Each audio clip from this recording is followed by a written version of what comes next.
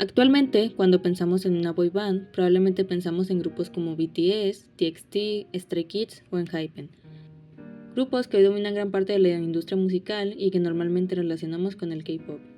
Y aunque actualmente Corea del Sur representa el modelo más popular y exitoso de las boy bands, la realidad es que este fenómeno no comenzó ahí. Para entender cómo llegamos hoy al modelo actual de lo que vendría siendo una boy band, tenemos que regresar varias décadas atrás.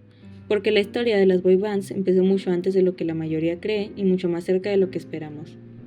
Pero antes de empezar, hola, mi nombre es Dela y me gustaría invitarlos a que vayan por un café, su snack favorito, mientras disfrutan de mi primer video. Algo que sí me gustaría aclarar antes de empezar es que ya existían grupos masculinos extremadamente populares como The Beatles o los Jackson 5. Pero el punto de este video es más bien saber cómo se originaron las boy bands como un producto de mercadotecnia y se comenzó a poner por encima esto mismo antes que el talento.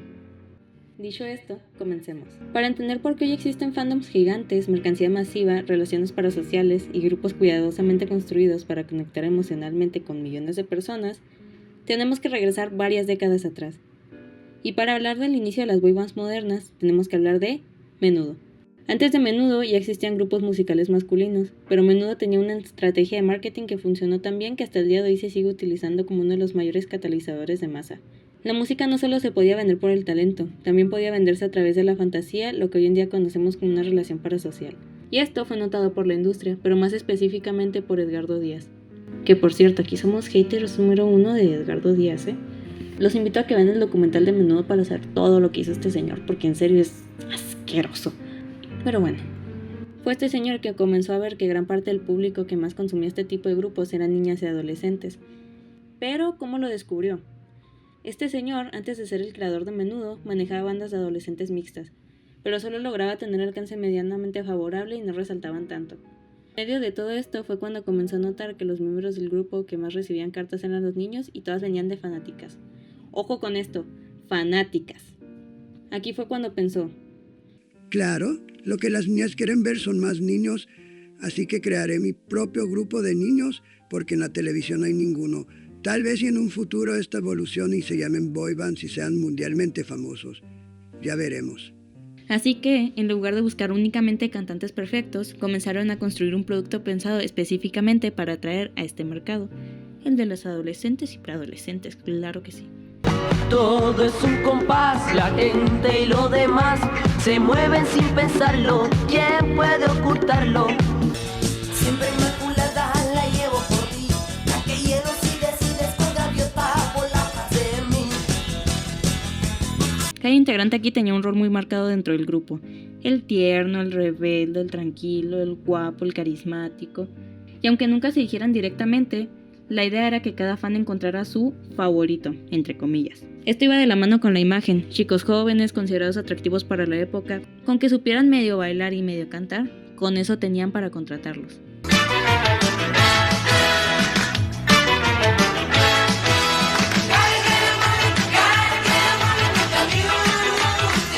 Esto hizo que surgiera probablemente lo más importante, que fue la conexión emocional que comenzaron a construir con los fans.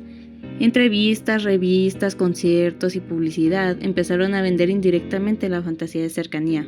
La idea de que algún día podían notarte, que podían enamorarse de ti, que tú ibas a ser la chica que estaba leyendo un libro en medio del concierto y se iban a fijar en ti.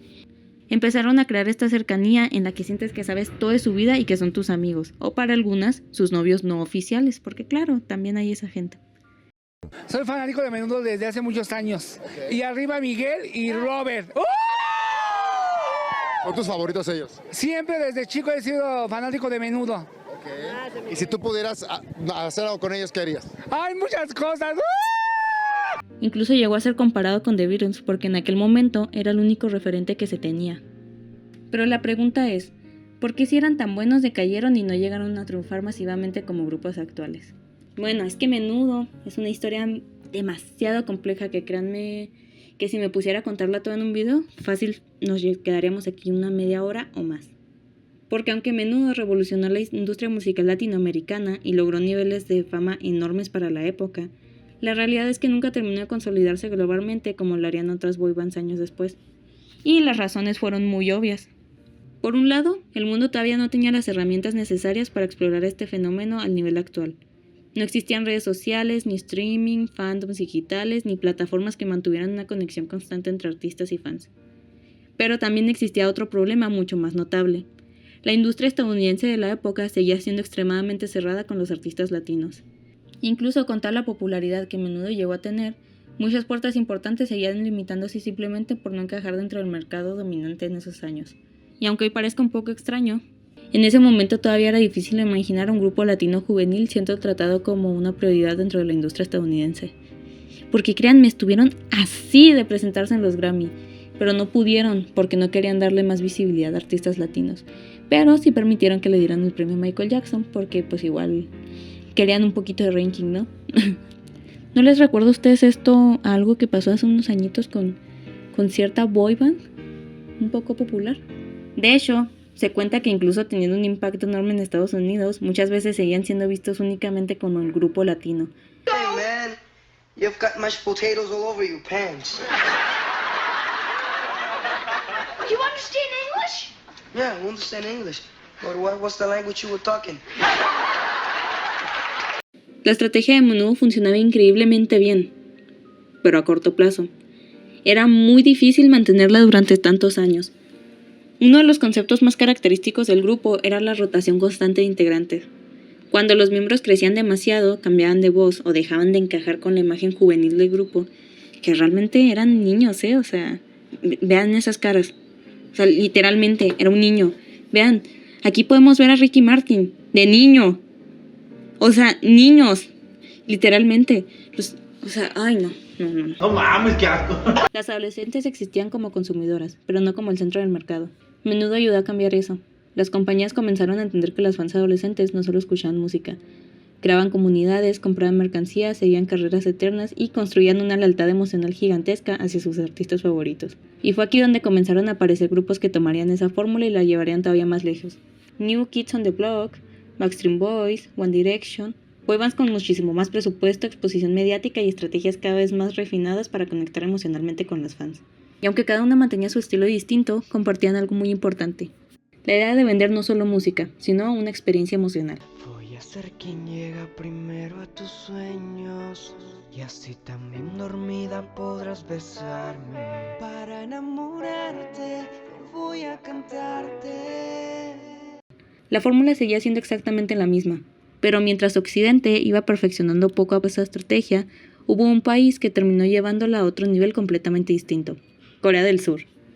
Porque el K-pop no inventó las boy bands, pero sí perfeccionó el sistema. Las empresas coreanas comenzaron a entrenar a sus idols durante años en canto, baile, idiomas, presencia mediática y conexión con fans. Todo estaba cuidadosamente planeado. La música, la imagen, las coreografías, los reality shows, las redes sociales, el contenido diario, los lives, las photocards y los fandoms organizados. Y se convirtió en toda una industria perfectamente estructurada.